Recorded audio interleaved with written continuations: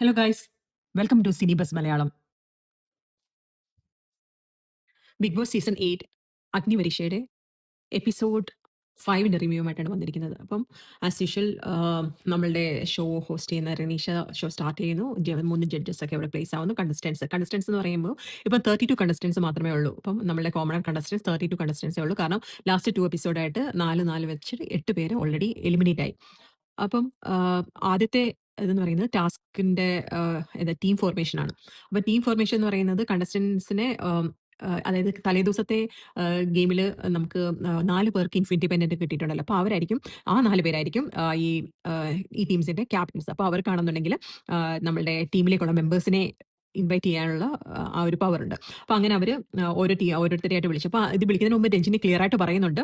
അതായത് നമ്മൾ നല്ല സ്ട്രാറ്റജിക് മൂവ് ആയിട്ടായിരിക്കണം ടീം മെമ്പേഴ്സിനെ വിളിക്കേണ്ടത്. അതായത് കഴിഞ്ഞ ദിവസത്തെ അതായത് എപ്പിസോഡ് 4ലുള്ള ടീം എന്ന് പറയുന്നത് എല്ലാം ഭയങ്കര മോശമായിരുന്നു. കാരണം എന്താ പറയാ, അവരുടെ ആ ഒരു ആ ടീമിന്റെ ബസർ ചലഞ്ചിലൊക്കെ ആണെന്നുണ്ടെങ്കിൽ അവർക്ക് ആ ഒരു കറക്റ്റ് ആയിട്ടുള്ള ടീം ലീഡും ആ ഒരു കറക്റ്റ് ആ ഒരു ടീം കോർഡിനേഷൻ ഇല്ലാത്തത് കൊണ്ടാണല്ലോ അവർ ഫെയിൽ ആയി പോയത്. അപ്പം കറക്റ്റായിട്ട് സ്ട്രാറ്റജിക് ആയിട്ട് ഇന്ന് വിളിക്കണം എന്ന് രജനി സ്പെസിഫിക്കലി പറയുന്നുണ്ട്. അതായത് എല്ലാ എല്ലാ അതൊരു ബാലൻസ്ഡ് ആയിട്ടുള്ള ടീം ആയിരിക്കണം. എല്ലാ ഭയങ്കര സ്ട്രെങ്ത് ഉള്ളവരെ അങ്ങനെ ഒരു ടീം ഫോം ചെയ്യാതെ എല്ലാം മെന്റൽ സ്റ്റെബിലിറ്റി അല്ലെങ്കിൽ ബാലൻസ് സ്ട്രെങ്ത് അഗ്രഷൻ എല്ലാം അങ്ങനെ ചേർന്നിട്ടുള്ള ഒരു നല്ലൊരു ടീമിനെ ഫോം ചെയ്യാൻ പറയുന്നുണ്ട്. അവരങ്ങനെ ഈ 4 ക്യാപ്റ്റൻസ് അവരുടെ ടീം മെമ്പേഴ്സിനെ വിളിക്കുന്നുണ്ട്.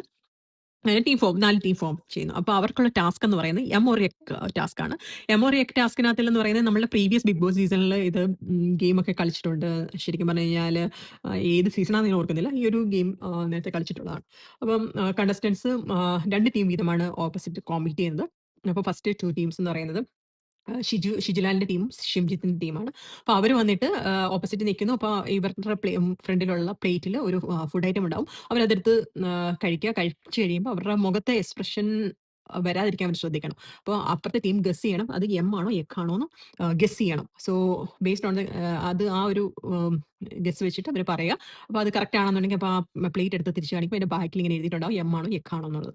അപ്പോൾ അങ്ങനെ ശരിക്കും നമ്മുടെ മുഖത്ത് എക്സ്പ്രഷൻ ഒന്നും വരാതെ മറ്റേ ടീമിനെ കൺഫ്യൂസ് ചെയ്യണം. അവര് അത്യാവശ്യം നന്നായിട്ട് എല്ലാം ചെയ്തു. അങ്ങനെ നമ്മുടെ ഷിജിലാലിന്റെ ടീമാണെന്നുണ്ടെങ്കിൽ ഒരു നാരോ വിക്ടറി ആയിരുന്നു ശരിക്കും പറഞ്ഞാൽ ഷിംജിത്തെ ടീം. അവർ മറ്റിങ്ങനെ തുല്യം അങ്ങനെ നിൽക്കുകയായിരുന്നു. നല്ല നല്ല ഗെയിമായിരുന്നു അത്. അത് കഴിഞ്ഞിട്ട് ഒരു ഓപ്പോസിറ്റ് സെക്കൻഡ് ടീം വന്നിട്ട് സെയിം ഫുഡ് ചലഞ്ച് ചെയ്തു. എന്നിട്ട് അവർ ടൈ വന്നപ്പോൾ ടൈ ബ്രേക്കർ ആയിട്ടെന്ന് പറയുന്നത് ഒരു ടാസ്ക്, ഒരു കോംപ്ലക്സ് ഡ്രോപ്പിന്റെ ഒരു ടാസ്ക് കൊടുത്തു. അപ്പം പ്രവീണും വിശാഖുമാണ് അത് ചെയ്തത്. പക്ഷെ അവർ നന്നായിട്ട് ചെയ്തു. എന്നിട്ട് പ്രവീണിന്റെ ടീമാണത് ജയിച്ചത്. അവരത് നന്നായിട്ട് ചെയ്തു. ജഡ്ജസ് അത് സ്പെസിഫിക്കലി അവർ രണ്ടുപേരെയും അഭിനന്ദിച്ചു. രണ്ടുപേരുടെ ടീമിനെ അഭിനന്ദിച്ചിട്ടുണ്ട്.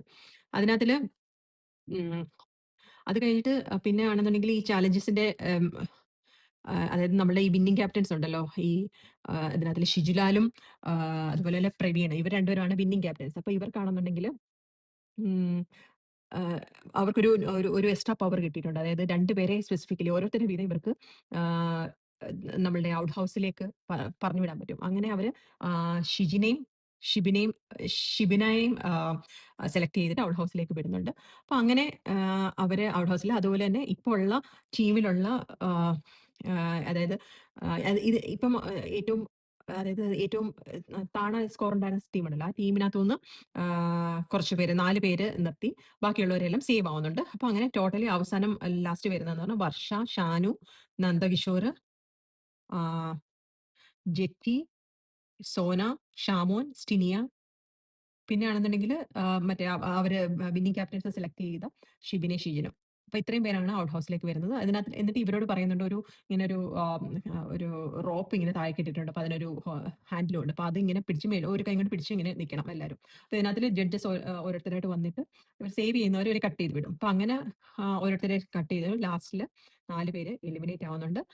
വർഷ, ഷാനു, നന്ദകിഷോർ, സ്റ്റിനിയ, ഇത്രയും പേരാണ് എലിമിനേറ്റ് ആവുന്നത്. പിന്നെ അപ്പം അങ്ങനെയാണ് ശരിക്കും പറഞ്ഞു കഴിഞ്ഞാല് ഈ ഒരു ഗെയിമിലെ എലിമിനേഷൻ. ഇപ്പം 4 പേരും കൂടെ എലിമിനേറ്റ് ആയിട്ടുണ്ട്. അപ്പം അത് കഴിഞ്ഞിട്ട് ഇന്നത്തെ എപ്പിസോഡ് കുഴപ്പമില്ലായിരുന്നു. എം ആൻഡ് എക്സ് ചലഞ്ച് നമ്മൾ കുറച്ച് എല്ലാം കുറേ കണ്ടു കഴിയുമ്പോൾ നമുക്കൊരു ബോറിംഗ് ഫീൽ വരത്തില്ലേ? അതുപോലൊരു ഫീൽ എനിക്ക് തോന്നി. കാരണം വെച്ച് കഴിഞ്ഞാൽ ആ സെയിം തന്നെയാണല്ലോ ഇത്രയും 2 ടീം അങ്ങോട്ടും ഇങ്ങോട്ടും ചെയ്യുക. അത് കഴിഞ്ഞിട്ട് വീണ്ടും അടുത്ത ടീം, 2 സെറ്റ് ടീമല്ലേ, ഇത്രയും ആൾക്കാരും ഉണ്ടല്ലോ. അപ്പോൾ അത് ഒരു റെപ്പിറ്റീഷൻ പോലെ ഫീൽ ചെയ്തു. ബട്ട് കുഴപ്പമില്ല. ഗോയിങ് ഫോർവേഡ് കുറച്ചും കൂടെ എന്താ നമുക്ക് കൂടുതൽ ഇത് കാണാൻ പറ്റുമായിരിക്കും. അതുപോലെ എനിക്ക് തോന്നുന്നു ഇൻഫിനിറ്റി പെൻഡന്റിന് കൂടുതൽ പവേഴ്സ് ഉണ്ടാവും. അപ്പം വരുന്ന എപ്പിസോഡിൽ അത് കാണാൻ സാധിക്കുമെന്ന് വിചാരിക്കുന്നു. അപ്പം നമുക്ക് അടുത്ത എപ്പിസോഡ് 6ന് വേണ്ടി നമുക്ക് വെയിറ്റ് ചെയ്യാം. നല്ലൊരു എപ്പിസോഡ് ആവുമെന്ന് നമുക്ക് വിചാരിക്കാം. Thank you for watching. അപ്പം എല്ലാം സബ്സ്ക്രൈബ് ചെയ്യുക, ലൈക്ക് ചെയ്യുക, കമന്റ് ചെയ്യുക. Thank you.